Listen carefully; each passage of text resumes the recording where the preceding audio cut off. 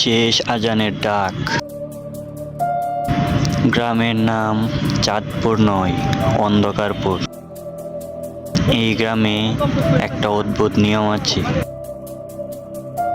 মাগরিবের আজানের পর কেউ আর বাইরে যায় না, কারণ কারণ আজান শেষ হলে আরেকটা আজান শোনা যায়, কিন্তু সেটা মসজিদ থেকে আসে না।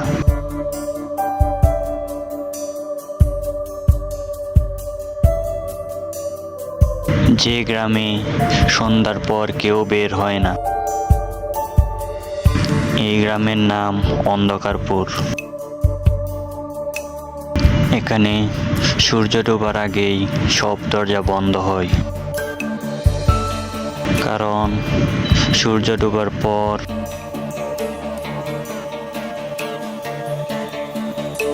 শুধু আজান না, আরেকটা ডাক শোনা যায়।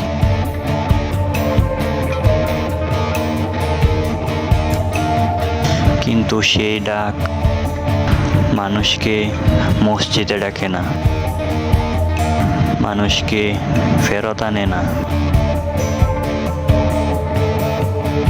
রাশেদ যে ভয় মানে না, রাশেদ শহরের মানুষ, শিক্ষক হিসেবে বদলি হয়ে এসেছে। এসব গল্পে সে বিশ্বাস করে না। মাগরিবের আজান শেষ হতেই হঠাৎ সে থেমে যায়, আল্লাহু আকবার, কিন্তু কণ্ঠটা কাঁপা, যেন কেউ কষ্টে ডাকছে। দ্বিতীয় আজান।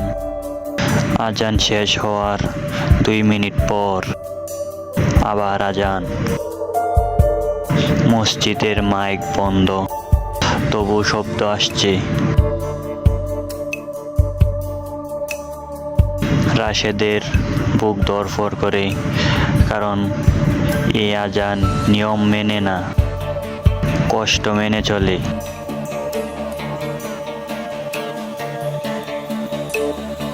হাজি করিমের ভয়ঙ্কর কথা।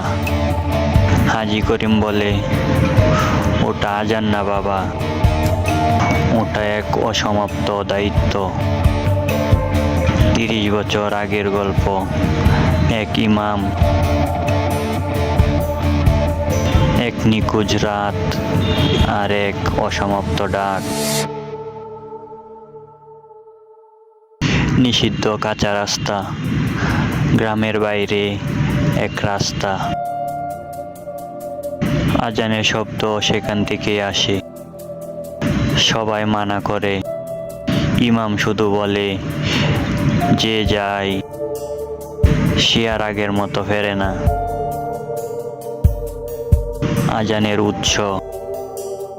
ভাঙ্গা একটা মাইক গাছের ডালে ঝুলছে, আর নিচে দাঁড়িয়ে আছে একজন মানুষ। না, মানুষ না, চোখ আছে কিন্তু আলো নেই। অসমাপ্ত আজান। ছায়াটা বলে, আমি ইমাম ছিলাম। গ্রাম আমাকে থামাতে চেয়েছিল, কিন্তু আজান থামানো যায় না। তাই আমি থেমে আছি মাঝপথে। মুক্তির শর্ত। আমাকে মুক্ত করতে হলে কেউ একজনকে আজান শেষ করতে হবে, কিন্তু সে আর ফিরে আসবে না।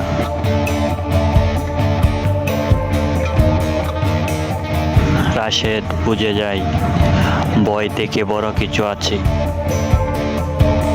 শেষ আজান। রাশেদ আজান শুরু করে। শেষ লাইনে এসে বাতাস থেমে যায়, আলো নামে।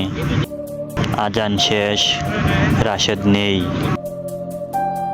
ডাক এখনো শোনা যায়। 1 বছর পর গ্রামে আর দ্বিতীয় আজান নেই। মানুষ শান্ত, কিন্তু নতুন ইমাম বলে, মাঝে মাঝে মনে হয় আমার সাথে আজান দিচ্ছে। সব ডাক শোনার জন্য না, কিছু ডাক আত্মা বাঁচানোর জন্য।